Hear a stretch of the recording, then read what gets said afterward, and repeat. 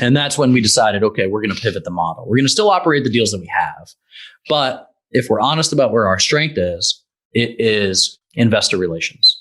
It is educating people about why they should get out of the stock market and into real, hard, tangible assets and some of the benefits of those things, and have those conversations with investors, not necessarily operating the property. From operator to fund manager, Steven Libman has done just that. He's one of the managing partners of Integrity Holdings Group. And prior to Integrity, Steven began as a realtor and then flipped almost 1,000 properties in the residential real estate space. After getting burnout in a very transactional, highly taxed business model, IHG moved into the multifamily and self-storage space to create passive tax advantage income for themselves and their investors. Steven and I today go through why he chose to become a fund manager instead of an operator. So why grow that operator side, building that team out, or why not, right? Why not do that versus, hey, I'm going to go become a fund manager. I'm going to focus on this thing over here. But he goes through some pros, cons, even some things around management that came around asset management that's going to be helpful to you, whether you're a passive investor or whether you're an active operator. Either one, you're going to want to hear some of that. And he throws out some things that they use to manage their fund that I'm going to go research myself. So I enjoyed the talk with Steven about why he's now a fund manager and how they're doing in that. And he talks a little bit about their team. And a big part of who he is how they give back, which I loved hearing about. I knew this a little bit about this or about Steven and how they operate, but it's incredible how they're functioning in this manner as well, and how they're giving back and how this is tied to their deals in a big way. Steven, welcome to the show. Honored to have you back on the show. And you and I were just chatting a little bit about an event that we were at not long ago. It's great to meet in person. I feel like I've known you for a few years now, but it's always great to meet in person versus over Zoom like this, but welcome back. Yeah, thanks so much, Whitney. Always a pleasure to sit down and chat with you about some stuff. And yeah, it was awesome to meet down in Florida a couple of weeks back. It is a different dynamic as the world starts to open up post-COVID to actually sit and shake hands and say hello again. Right. Well, Steven, you're doing some big stuff, and there's so many people that are listening that want to learn so much from people like you and that are out there doing it, making things happen. And, one big thing that, the listener would have heard from your bio and those things, and maybe know about you already, that you were an operator, right? And you started in flipping. You flipped 1,000 homes or something mad, right? Like that, just a massive business there. And so you were an operator and you were doing big things, but then you've made a switch, right? You've made a switch from operator to a fund manager. And there's so many questions around funds and operating a fund that so many people ask me so often. And I'm looking forward to getting into a little bit of that today and you helping us. But let's jump right into operator to fund manager. That thought process, let's dive in there, because I know there's listeners who are probably thinking about potentially doing the same thing or at least operating a fund. But let's talk about you a little more specifically and why not be an operator anymore, and maybe go back to when that started to happen or when you started to think maybe you should do this. Yeah. So, as an operator in single family, it's very different than becoming an operator in the multifamily space, right? It's just different skill sets that you need. So, I think there's certainly parallels, right? Where you can see, like, I need to manage a general contracting crew and I need to manage material deliveries and things like that. But, I think a lot of the gurus teaching from the stage about multifamily are not having this conversation about asset management, property management, and like what happens after you find and take over a deal. I think a lot of people are talking about how to build broker relationships and how to send offers on deals and how to underwrite a deal and how to create an LOI. And those are very important aspects of the business. But the game begins when you own a property, right? Pro formas are just that until you get into an asset and you find that, for example, we had a 66 unit where we took it over and we had a shooting 4 days later. Like, what happens, right? You want to talk about the Mike Tyson quote of everybody has a plan until you get punched in the face. That's exactly what happens, right? You have a plan to asset manage and property manage, but then you have police there all the time. And now all of a sudden you need to have 24/7 security on staff because you didn't know that this was that bad of an area potentially, or you didn't know that there was maybe gangbangers living in in your asset. And then, where's that budget coming from, right? Your pro forma budget goes right out the window. So that's just one example of many, but operationally, you need to learn how to asset manage, which is not property management, by the way. And that was a kick in the teeth for us because we thought it was the same. We thought the property manager who was telling us, hey, this is kind of the plan that we want to implement when we get into it. We were like, oh, cool. These guys have a ton of experience. They know the budgets, they know their numbers. So yeah, you go ahead and implement that plan and we'll just kind of sit back and watch you guys do it and manage to that. Well, that's not asset management. And years after the fact, we can tell you very succinctly that you need to have a plan to manage to, regardless of the third party operator. And a lot of guys, I think, eventually bring that in-house and they manage in-house asset and property management because it's easier to have your own employees doing things. And, so there's just a lot of, I think, not gray area, but there's a lot of lack of clarity when it comes around asset and property management. And that lack of clarity can very easily derail your properties. And, so we did that. We built 3 ground up self-storage facilities, about 400,000 square feet that were all managed by a third party named CubeSmart. And then we sold all of those assets last year, but then we bought a 66 unit, an 84 unit, 120 unit, and we self-managed those and not without its challenges. Now we have since sold or repositioned all of those successfully. But it was much more of a challenge than I think anybody ever told us it was going to be. And so that's kind of the first part of this, right? Is okay, you can underwrite, you can acquire, you can even find a KP to help you sign on the debt, and you can go raise the money and then you own the asset. But then, you have 5 years or 3 years or whatever the turn plan is for this asset. And if you don't have that experience, you need to either partner with it, right? And make sure you choose the right partners, because the wrong partners are going to derail you just as badly as if you went at it alone. And that's kind of where we were at. We did a SWOT assessment a couple years back, and we said, what is the biggest threat, right? So SWOT, strengths, weaknesses, opportunities, threats for your listeners. I know you know that, but SWOTs are very important to do at least quarterly to figure out where your strengths and weaknesses and where the opportunities and threats lie in the business. Who do you do that with? So we run EOS. We run the Entrepreneur Operating System internally. We've done some coaches over the past years, but now we kind of self-implement that. And I think you build a culture of extreme accountability and transparency. You can effectively do that. If you don't have that culture yet, definitely bring in a third-party EOS coach or somebody else to help you dig through those things until you can be brutally honest with yourselves. So we did this at a quarterly, and we just went through the threats. And I just said, what is the biggest threat to our money, right? And we co-invest in every deal, and the investors' capital that we're raising into these deals. And it was us. Right. And that's just a real analysis as to what the threat was to the investors' capital and why were we the threat? Was it for lack of diligence? Was it for lack of persistence? Was it for lack of passion? No, none of that. Right. It was for lack of experience. And even with the experienced partners that we had, it wasn't to the level of experience that I thought would eliminate that from the threat column. Right. And put it into the strength column, because that's what we're always trying to do is how do I take it from the threat and make it a strength? And the simple fact is that we were getting into a season that we're in right now. Right now, we find ourselves dead smack. We saw this coming 2 years ago. And I think a lot of guys just didn't know when. But now here it is. It's a highly inflationary season. Right. Cost of goods and products and materials are way up. Labor is difficult to find, or they're booked out months and months.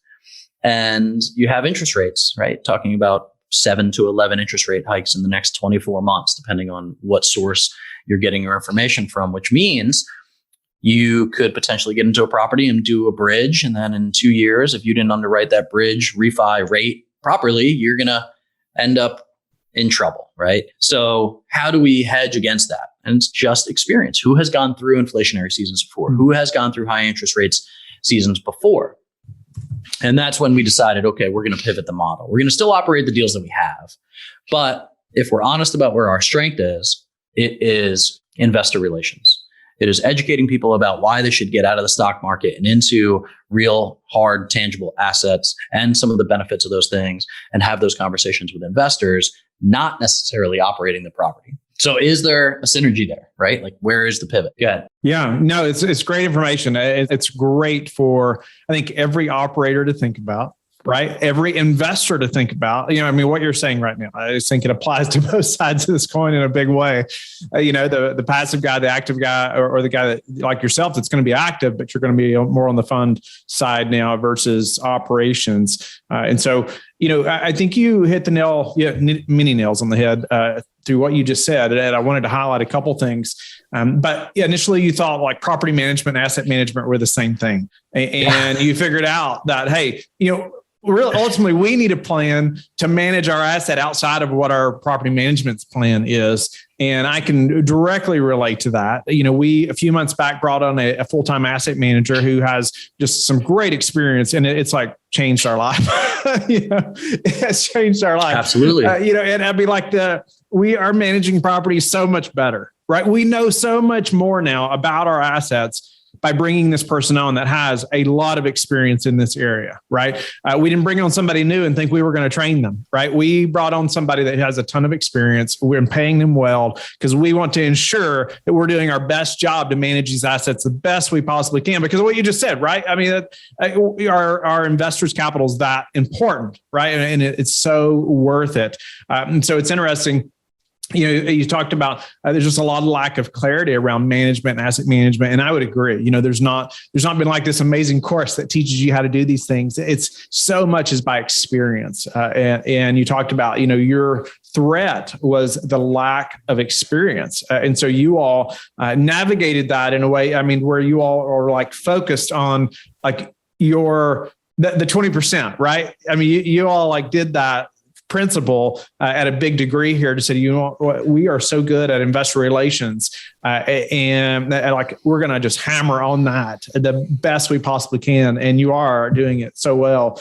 So speak to, okay, so you decided we're not going to be an operator anymore. We're going to focus on the fund manager side. Speak to some pros and cons there you've learned that, hey, what the listener needs to know, maybe some things you didn't expect. Yeah. So the first thing that we recognized is if we're going to be operators, we need to build out an entire asset and property management team, right? And if we want to bring that in-house and be vertically integrated, which just means everything under one roof, we're going to need a lot of employees. And I think depending on the season of life that you're in, maybe that's enticing and maybe that is not. For us, it was not. We built a big wholesale flip business before. We shut it down. We had many employees, huge payroll. It was a cash eating machine. So we were a little trepidatious to do that again. A year ago, we were like, absolutely not. Let's just be the fund manager. We can run with a lean and mean team, partner with fantastic operators. And, I think over time, as the owner, you get released from the day to day a little bit more. And then you start to see, maybe I can expand into that role, right? But it's all about seasons.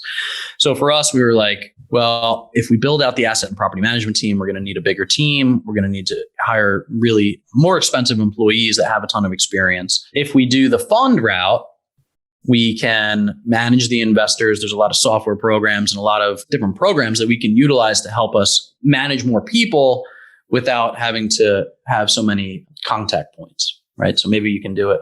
Right now our team is 6 people and we just launched our $100 million fund, and it's completely manageable with that number of people, raising the capital, managing the investor. And because just different softwares, right? We still needed to hire an asset manager, by the way, and we got a very experienced one, but that asset manager is now overseeing asset management plans from all of our other operators. So I would argue that if you were an in-house operator, you probably have one asset manager for every, 6 to 8 assets that you own. That could fluctuate a little bit, but to really be digging into the monthly numbers, the weekly numbers, the number of times that the phone rings and the number of applications that you're taking and like all of these different nuances, maybe 8, right, per employee. Our folks can probably handle about 15 because they're flagging things at a different level, right? They have a property management filter that it goes through and then an asset management filter. And then by the time it gets to us, we're seeing kind of finalized reports and we can kind of scan through those and, pick out some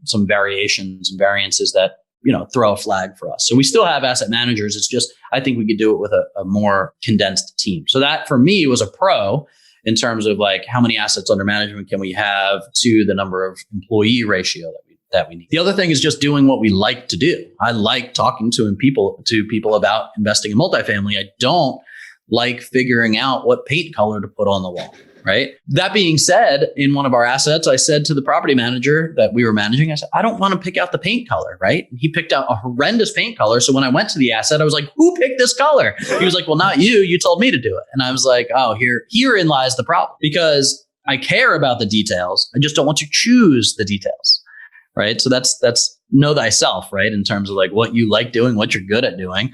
I like talking to people about what it is that the benefits long-term of generational wealth creation and giving abundantly can do coming through these types of properties, not picking paint colors. It's not to say it's not important. It is, but I don't like to do it. So I think that's the other pro, is like being able to really niche down. And if that's what you like to do and that's where your network lies, then go do that. If you like to operate and you like to order materials and make sure that they're on site at a certain time so that your contractor can install the sinks on the right time, like go do that too. So I think that's the cons. Let's talk about some of the issues that come with running a fund. And that is, what does a fund look like? How do I manage that, right? Is it open-ended or closed-ended? Meaning, do I have a certain time frame to bring in that capital, or can I keep it open in perpetuity? If I keep it open in perpetuity, what are the risks that lie in keeping it open? Because that sounds better, right, to me, than closing it. But there's some inherent risks that lie with that too. So if you have a good bookkeeper too. It's super granular, right? I mean, we know some folks that run, 17,000 units, and they have a staff of over 30 accountants in-house managing all of that money. I'll give you a little trick. We use NAV, which is a third-party fund management company, and there are third-party fund management companies out there. That's all they do. They have $1 trillion under management. They manage the onboarding of the investor. They line it up with the PPM. So when you come in, Whitney, on January 1st, and I come in on March 31st, how do distributions get paid? Well, they figure that stuff out based on your PPM and the effective date and things like that. So there's some ways to get around it. You're going to pay for it one way or the other, right? You're going to pay for it in third-party management, or you're going to pay for it in employees. But I also think that third-party management, having another set of eyes on it, keeps the investors safe, right? And that's why we decided to do that. We also do third-party audits. Why would you do third-party audits? Well, in a fund, you need to analyze how the value of the fund is going up and going down, because it's not attached to a single asset anymore. Now it's attached to a dozen assets. So you have to do third-party appraisals every single year to get the net asset value to go up or down, depending on how the entire portfolio is doing. Third-party audited financials. Well, that sounds expensive. Yes, it is. But why do you need third-party audited financials? It's so that everybody has complete transparency as to where the money is coming in, where the money is moving out, how you as the general partner are making money, how the deal is making money. So yeah, there's a lot of other nuance to it. But, for us, it was the right move because it was where our strength was really lying. And I think it does something else, which is, in this extremely competitive environment, it gives you the option to work with many experienced operators that have a lot more deal flow than you would be able to create on your own. And that is an actual issue right now, right? If you are out there making offers on deals, you know that people are taking down 14% IRR deals. For those of you that don't know, that's just a little bit lower than where it has been in the last couple of years, which means that there's a little bit lower cash flow, a little bit lower upside, and it's just more competitive. People are overpaying for deals in these crazy markets. Cap rates are compressed. So it's harder to find cash flowing deals, which means that people are trying to force deals to make them work so that they can get to particular return profiles that they have historically been able to see. We're not in that game, right? We much rather would find experienced operators that know how to source deal flow. And when their deal flow checks our buy box, we partner with those folks.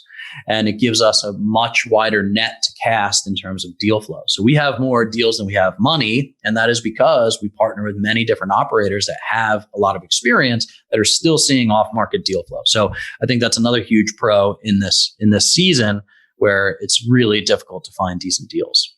So many things we could talk about between our operating a fund. I get so many questions around operating a fund, but I want to know your thoughts around how it affects your investors. Your investors saw you as an operator, and they were investing with Steven, right? And your team and these deals that you're doing. But now they're investing in a fund, right? And specifically like a blind fund, right? They don't know where you're going to put their capital. Thankfully, a pro that you already built so many great relationships around investors, right? Before launching this type of fund. But speak to how that's changed a little bit, or maybe even how your communication, or with investors have had to change, or not like updates, but more so about like how you are presenting yourselves. Now operating a fund versus being the operator. Yeah. And, so when our investors ask us, well, why did you make this move from operator to fund manager and how will it affect us? We tell them with a lot of transparency that we did it for them. And a lot of it was for them, right? I mean, because that threat assessment was based on our inexperience. And we're very transparent about that. It's not that we don't have real estate experience, right? Been in for almost a dozen years, but commercial operating experience, less than 5. So even though we've had successful exits and we were finding good deals and we were operating a lot, it was still to their benefit to figure out what our sponsor requirements are. So this is what we tell them. A couple of reasons that it's more beneficial for you. One is now we vet all of the sponsors, right? They have to have at least 10 years experience, at least 10 exits, and at least 1,000 units under management currently for us to even look at their deal flow, right? And that's a big deal because it shows some success, some track record. Our average right now is 25 years experience than $1 billion under management. So, we're far out shooting what our minimum requirements are, but that is the minimum for the investor and for us. And, myself, my wife, my kids, my in-laws, they all co-invest with us in these funds. So we take it very seriously as it is our money involved in the deal as well as other people's. So number one is experience, right? Now we're vetting the experience of those sponsors and we're doing background checks and we're doing tax audits. I mean, we go deep with our partners. That's number one. Number two is diversification, right? Before I used to ask you to get involved in one deal. Well, that's fine. I mean, and I personally am a big believer that each deal self-diversifies, meaning if you go buy 200 units, you are diversified by the number of units that you have, right? If you buy a single family house, not diversified. 200 units, very well diversified. If one person moves out, you're okay with, cash flow still coming in. This is even deeper, right? This is, our goal this year is to purchase $200 million worth of assets. And that's deploying about $50 million worth of equity. And that should relate to somewhere in the vicinity of a couple thousand units. So now, instead of owning just a piece of one asset that's between 60 and 200 or 300 units, now you own shares of the company that own the underlying assets, all of them that we acquire, right? So that further diversifies you. Two is tax benefits. As you know, some cost segregation studies come in better than other cost segregation studies, depending on the asset. So sometimes you have better tax benefits than you do on one property than on another, which is fine. It's just the nature of the business. Well, when you invest in a fund, now it's all equal across everybody that invests in the fund. So if I have a big depreciation schedule on one, but not so big on the other, if you invest in the fund, it doesn't matter because it equalizes out and you get your fair share of all the depreciation of all the assets that we purchased in that calendar year. And then finally, and this was a big one for us, how do we get people to compound their money faster than every 5 years? So if you give me $100,000, then you have to get some cash flow and then you get some upside, but you get your principal and a lot of the upside on the exit of the property, right? Whether that's a refi or a sale. Mm-hmm. And that's when you get to compound your money. We all know that compound interest is the eighth wonder of the world. I'd much rather compound it every 5 years than never. But how do I compound it even faster? And in a fund structure, we can do what they call a DRIP, which is a direct reinvestment program. And the direct reinvestment program or dividend reinvestment program, depending on what you're reading through, is very simply that whenever those distributions of cash flow are made, and whether that's monthly, ours is monthly, or quarterly, or semi-annually, or annually, you get to decide, and you have to do it up front, but you get to decide whether you're taking that dividend as cash flow to live off of, or if you're going to reinvest and purchase more shares immediately, right? So that means every month our investors get to reinvest into the fund and they get to purchase more shares of the fund right away. It does two things. One, it helps us raise capital along the way through existing investors. And two, it helps them compound their money much, much faster for a higher blended rate of return over time. Well, I like that. I don't think I've heard anybody talk about that before on the show as far as, having that option. Quickly, unfortunately, we were running on time, but maybe we'll have to talk about this again. But so your investors, they get the option up front. They have to decide when they invest. Can they change that later? How that's done? With new capital coming in, sure. Okay. But with the existing, if you give me $250,000 up front and you decide, hey, I want this all to be cash flow to me, fine. You could say, hey, I want half of it, 125 to be cash flow, 125 to be reinvested.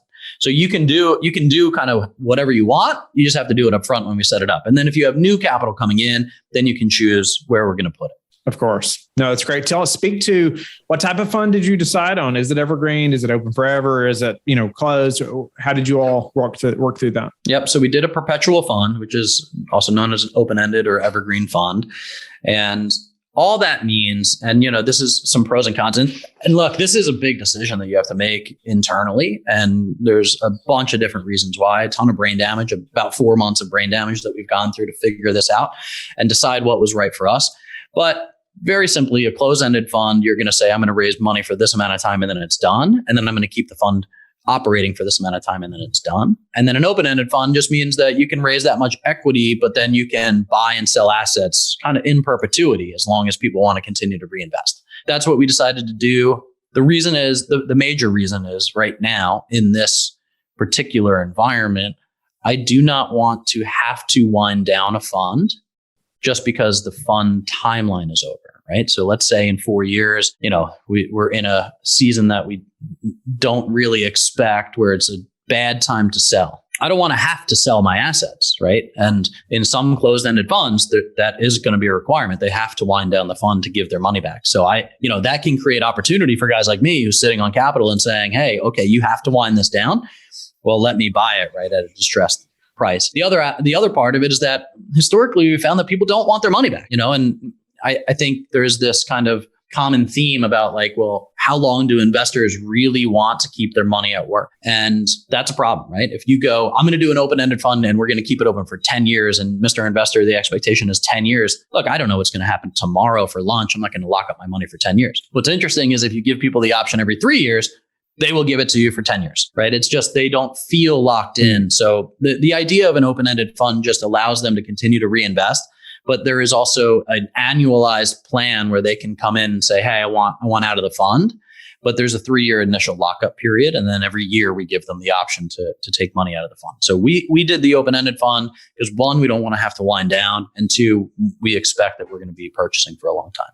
That leads in well to what predictions do you have for the real estate market over the next 6 to 12 months? Obviously, you're in a way of buying or expecting to buy, right, and invest large amounts here. And any thoughts that you have around just what's happening in our market over the next year or so?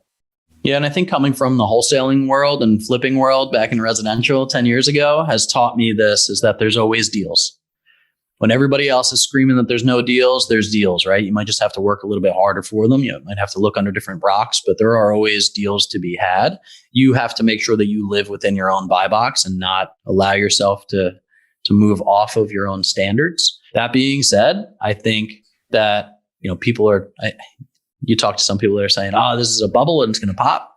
You talk to some people that are like, economics are economics, and there's still a lot of historical evidence that inflation actually increases real estate values over time. So I'm of the mindset that inflation increases real estate values over time. I think that inflation rolls to the renter, essentially, right, as the business owner, and continues to pass on. Just like you're paying more for groceries right now, renters are going to have to pay more in rent over time. I think inflation will continue to get hedged a little bit by interest rate hikes. But I think overwhelmingly, by and large, you will see that populations are still moving in different areas across the country where there is a huge housing shortage. And if you're buying or building in places that there's a huge housing shortage and you're underwriting to the proper metrics, then you still have a very long window for good investment opportunities. This is why we got into commercial real estate in the first place, right? I think real estate historically outperforms the S&P with volatility of stock markets, like hands down. So that's why we got into real estate in the first place. Why we switched from residential to commercial real estate boils down to really just this one statistic, which is in 2007 and 2008, when the bubble popped, you had almost 7.5% mortgage default rates on the residential space. In multifamily, it was 0.4%. Right. And you can look that up. That's a statistic that's real in 2007 and 2008. So you're talking about, what is that? I mean, that's like 15 times, right, the opportunity of mortgage default in residential. So not all real estate is created equal, right? Especially in apartment buildings. So we like this as a hedge against inflation and a recession-resistant asset class over time. We could have a long conversation just about that. It's great information right there, Steven. Speak to what's your best source for meeting new investors right now? We have a new director of investor success, and he's got 25 years with wealth management in top 5 wealth management firms that you would recognize. And he manages a lot of retail investors that have historically only known the stock market. So, these are families that are between $1 and $100 million worth of net worth that have historically invested in the stock market, know that there's going to be volatility there, and they're looking for some hedge against inflation or some tax benefits. So he's been a big key. We were on a podcast doing shows like this has always been great. But at the end of the day, I think there's still a very small fraction of the population that knows that the 401k and the investing in the stock market is the only way to go. They think that that's it. They don't know that there's other options. So it's just beating the drum, right? And getting on the megaphone and letting people know, like, hey, that's not the only way to do it. And we've had some success with that. What are some daily habits you're disciplined about that have helped you achieve this success? Yeah, so I caught some heat on Facebook not so long ago because, I just let people know gently that I bought $200 million worth of real estate in the past 10 years or so. And I've never gotten into a ice bath, and I've never done 75 hard. And I think people took that as a dig on them, but it wasn't. It was just letting people know that, everybody has their own things that, motivate them and keep them grounded. And, no, it's not a dig against health. It's not a dig against, Wim Hof or any of these other guys, but it doesn't need to be a torture chamber for you to be successful, right? You don't have to wake up before. I have 3 kids that are 8, 4, and 2. Ministry is a big part of our lives. And I can't wake up at 4:30 in the morning, right? So I try to wake up at 6. I try to make sure that we're going on walks and bike rides and stuff and staying active at least 30, 40 minutes a day in some way. But in terms of really daily disciplines that I think are giving their biggest return on investment, it's just thinking, right? So if there's a great book called The Road Less Stupid, and if you read it, yeah, it's fantastic, right? I knew you'd. I recommend it often on the show. I got it right here. Yeah. So good. And the biggest takeaway from that book that I have taken is to sit without a phone, without a computer, in a separate chair, which now I have in my office, and just sit with a notepad and think through some of those things. You could start with just a SWOT assessment, right? Like, what are we doing well? I love the quote in the book that says the best time to sit and think and pick apart your ideas is when you are certain about something. And it's when you have certainty that you need to really pick that thing apart. So I love just being able to sit and think. I have it on my calendar for 30 to 45 minutes every single day to just sit and think about processes in the business that are broken, some things that might be things that we can automate, right? Some systems or some automations that we could put in place for replicable processes that we don't need to continue to take the manpower and put into place. So I think that's the highest return on investment. I think making sure that you are sitting and thinking about the business is huge. So in terms of daily habits, I wake up every morning and I go into the sunroom with a cup of coffee and read the Bible for 15, 20 minutes. And that just kind of sets the tone for the day for me. That's probably my ice cold bath or, 30-minute workout in the dark. For some people, that's kind of the relation that I make to it. But yeah, we stay relatively active with the kids. I mean, it's impossible not to. And just making sure that we're reading and praying. And, we're Christians, we're believers. We think that God is the CEO of our business, and we try to bring major decisions to him first and pray about it as a team before we make any major decisions. And I think that has been the reason for all of our success, frankly. No doubt about it. Appreciate that, Steven, in a big way. I love how you said, daily disciplines that have had the highest return and some things you laid out there. It doesn't take cold showers to make it happen. But if that's your thing, it's great, right? Exactly. No hate. I like warm showers, but anyway, that's great. I appreciate that. And even speaking through, the importance of those things that are important and keeping the main things, just like time in the Word and time with your family. And hey, that time with your children in the mornings or afternoons is, just crucially important, right? And just the priority on that. So I appreciate that. Speak to quickly how you like to give back, and then we'll, because I know it's such a big thing for you, just like it is for me. And so I love just hearing about that and how you're doing that. Yeah. So a couple of years back, we started a donor advised fund. And so I was trying to think through how do we give more abundantly now before we quote unquote make it? I think probably most of us have like a make it number, like, oh, once I make $1 million, I can give away X. So there's two parts of giving, right? One is a tithe, and that comes from your salary, and everybody on our team tithes, right? If they're saved, right? If they're Christians. So we give, I give 10% of what our income is as a family to the church as kind of our tithe. Offerings are different, right? That's over and above what the 10% is. So everybody's like, oh, you give a percentage. Cool. That's like a tithe, right? It's not. It's over and above the tithe, which is called an offering. And I was like, how do we give more abundantly now before we make it there? And it was pretty simple through some prayer that we can start partnering with nonprofits today. We didn't need to wait. And we just needed to grow in the grace of giving and say, how do we start today? So we started a donor advised fund. The first deal that we bought, we said, okay, 1% of all the cash flow and 1% of the upside is going to go into the donor advised fund. And then the next deal we did 2%. The next deal we did 4%. The next deal we did 10%. The last deal was 20% of all the cash flows and all of the upside. And that's a huge deal, by the way. So it will relate to just incredible, way beyond what I ever thought we'd be able to get given through the donor advised fund, which trickles down to, so far, I think we have 16 nonprofit partners that are either supported on a monthly or annualized basis. And it's been absolutely incredible. And what I love about it is that it's the heart behind the business. And it's also operationally how we dictate what we're going to do on an annualized basis. So unlike a lot of businesses that go, what is our goal income for the year? And how do we back that out with number of deals or number of doors or number of transactions? We go to, how much are we going to give away this year? And then we start backing that out, right? How much are we going to give away? That trickles down to how much profit. That trickles down to how many deals and transactions and doors and all of that. And man, what a cultural shift it has been for our team. They get to participate in a huge way in eternal things, not just these things. And of course, we're all trying to make a great living for ourselves and our family and create generational wealth. But the heart, the focus, the BHAG of our business, the big, hairy, audacious goal of the business is to give 80% of all of our net profits away through our donor advised fund at some point. And that doesn't have a timeline to it. We're going to do it as fast as the Lord allows. But man, the team gets on monthly calls with these nonprofits and they hear about incredible stories of what we're doing, digging wells in Western Africa, saving girls from sex trafficking in the Philippines. We had we are actively right now supporting pastors driving out of Kiev with women and children. And we had to buy some vans and we had to buy some bulletproof vests and bulletproof blankets. And there's about 60 people a day getting extracted with these pastors. And that's all funds that came from our donor advised fund. And man, I'll tell you, it changes the dynamic of how you do business. Man, appreciate you sharing that, Steven.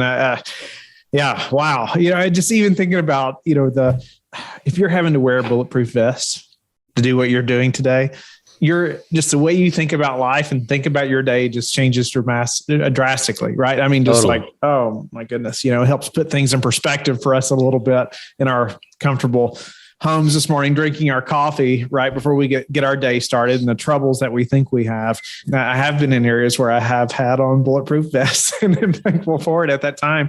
So I'm so thankful that now we don't have to do that. But I love that we can support those who are in that situation and that you're doing that. And even sounds like how you're operating this fund, you left the operator to become a fund manager. Sounds like, now you're finding nonprofits kind of similarly, right? And you're helping fund just great nonprofits that are already have those systems in place as well that are, you're helping support that cause that you believe in. So I love that. And what did you say, 13 or 16 nonprofits?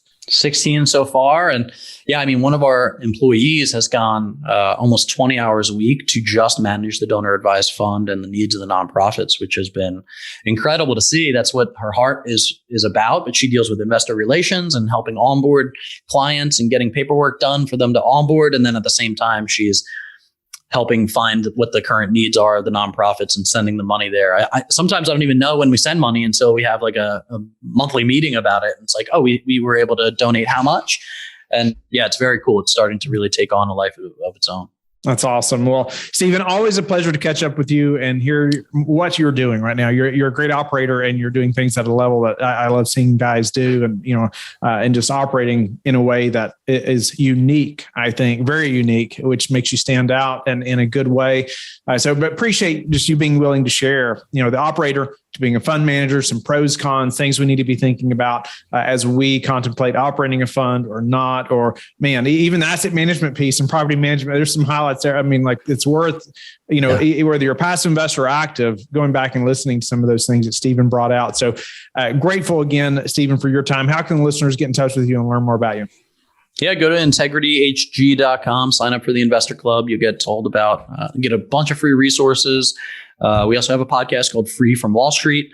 So go ahead and tune in. And, we talk a lot about the things that we're talking about here. We talk about investing in relationships, not just real estate and some other things, and the donor advised fund updates and things like that. So if that's of interest, go ahead, check that out, and, feel free to reach out to us. Thank you for being a loyal listener of the show. Please subscribe and share it with your friends. We want to help you become the passive investor you've always wanted to become, but also the operator you've always wanted to become. We want to be the number one resource for your real estate investing journey. But go to lifebridgecapital.com where you can start investing in real estate today.